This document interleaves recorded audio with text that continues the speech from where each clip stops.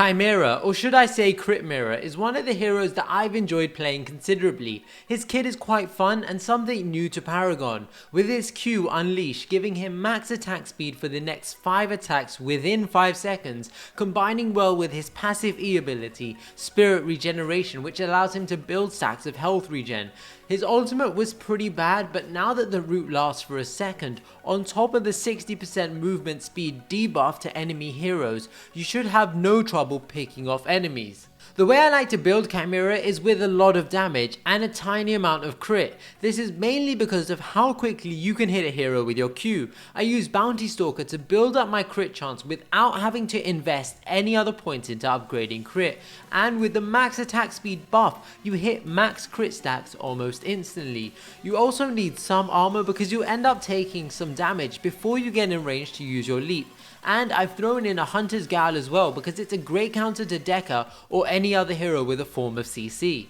If you don't know what Bounty Stalker and Hunter's Guile do, fear not, as I'll explain them as we go through the deck.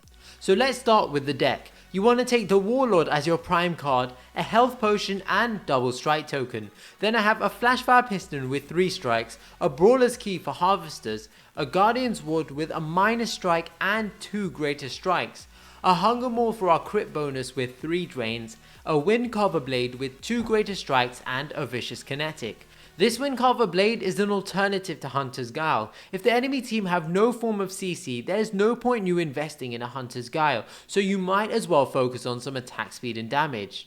Next we have a Spiked Boneplate with 3 guards and a strike, and a Thorned Greenweave with 3 barriers and a strike. A Bounty Stalker also with 3 strikes, and a Hunter's Guile with 3 greater strikes and a greater health.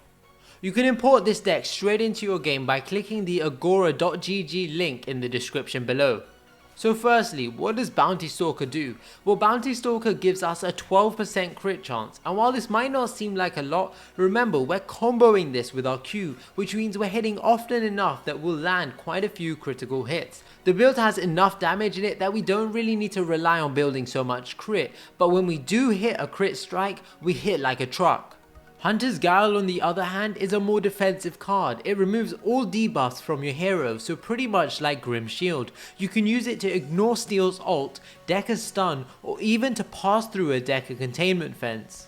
Now let's have a look at the build order. You want to start with your health potion and Flashfire Piston while also unlocking your E ability, Spirit Regeneration first. This will allow you to regenerate health while in the jungle and clear camps quite efficiently. Once you've got enough points, you can back for your Brawler's Key. If you do have a Beastmaster's Key, you should 100% replace the Brawler's Key for that. You definitely want to take a key and focus on getting harvesters for your team as soon as you hit the 3-minute mark. Max out your Flashfire Piston before moving on to any other cards. Fill in any gaps with a strike token when necessary throughout the build, as this will often change depending on how many points you return to base with.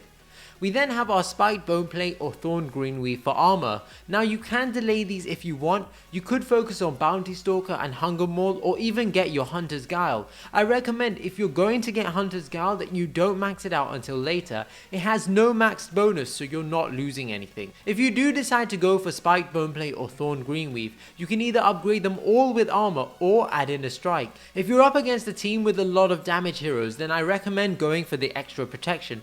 But if you're only up against say 2 carries, you can take a strike instead since it might be better.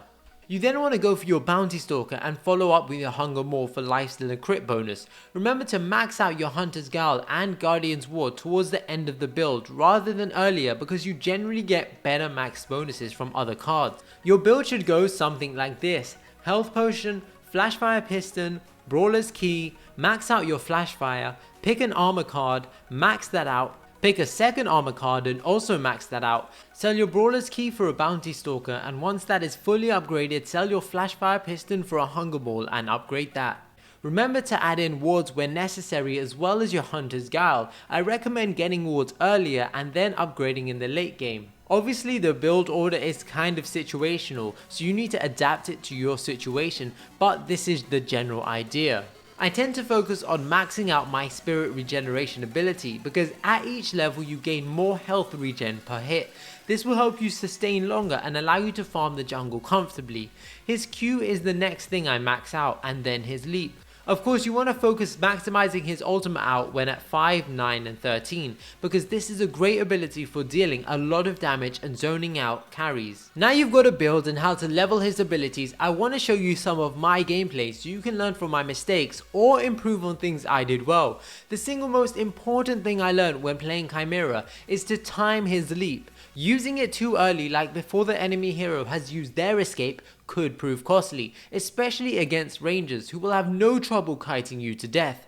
I cannot stress this enough. When you're up against Twin Blast or Murdoch, try to get in their face first without using your leap. Twin Blast can easily rocket dash away and Murdoch can push you away. But if you save your leap, then once they use their escape, you can close the gap instantly with your leap. Of course this applies to other heroes, I'm just using Twin Blast and Murdoch as an example. Here is a perfect example of what not to do. I see Greystone attacking my tower and I immediately leap in, and this goes against everything I've just said. You can see exactly why. Greystone is able to escape easily, and if it wasn't for my Greystone, he would have gotten away. Had I saved my leap, I could have caught him when he jumped away. Fortunately, thanks to Exalted Panda, we pick off both Greystone and Sparrow, but it's clear to see why you want to save your leap for the right moment.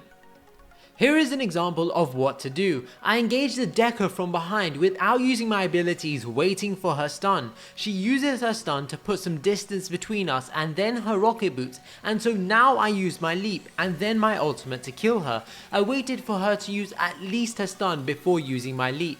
Had I used it before, she could have stunned me and gotten away easily. As a Khaimera, you're a great jungler, and as a jungler you want to not only farm on camps and get harvesters for your team, but you want to focus on punishing those enemy heroes that push lanes too far. In this game we had a Rampage and Greystone getting harvesters, so I could focus on going for damage, and if you're going to do that, then you need to focus on getting kills and ganking heroes.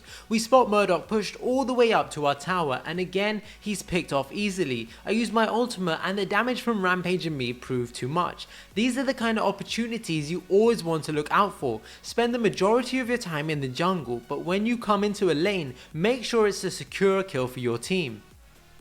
Now Khaimera is pretty decent if you can isolate your target. You don't really want to encourage a team fight because you can only leap to one target, and so you end up getting kited by multiple targets, which will inevitably lead to your death. You want to get in, get the kill and get out, sort of like an assassin. I see the Greystone in middle lane on low health and its ultimate is down so we can go for the kill. I use my leap since I already know he just used his and we secure the kill. I decide to back up because fighting a Murdoch and a Decker together is not a smart move. In fact, what separates a good player from an average player among other things is knowing when to retreat and when to fight. Now my team decided to go for the Orb Prime, but Decker lands a containment fence as Khaimera's ultimate knocks me right into it. My carry gets focused down, but as soon as I'm free to aid my carry, I do so. Unfortunately, Murdoch goes down, but so does their Sparrow. I used my leap and ultimate straight away because I had to take her out of the fight, and you can use your leap on Sparrow without worrying too much as she has no escape. I then focus Greystone, who has little health and no ultimate, but it's important to note that if he has his ultimate, you should try to focus some other targets because you're most likely just hitting Greystone while their carries are burning you down. On a side note, you can tell if his ultimate is ready by seeing if his back is glowing. If it is, he has his ultimate. We then go for Murdoch, who is also another priority target. Essentially prioritize all carries. Khaimera comes in on low health, so I take him down, and then something you shouldn't do is get distracted by a Decker as I did here. Instead, go straight for the Murdoch like we do and kill him off. With just a Decker, the enemy team have no chance to stop us getting the Orb Prime, and we do so comfortably. I hope you enjoyed this build. Leave a like if you did. I like this build because you will be hitting around 250 at full build and critting for 500, and with the armor you have you should be pretty comfortable. You'll find that if you jungle you'll get considerably ahead, and once you're ahead there really is no stopping you. Until next time guys, peace.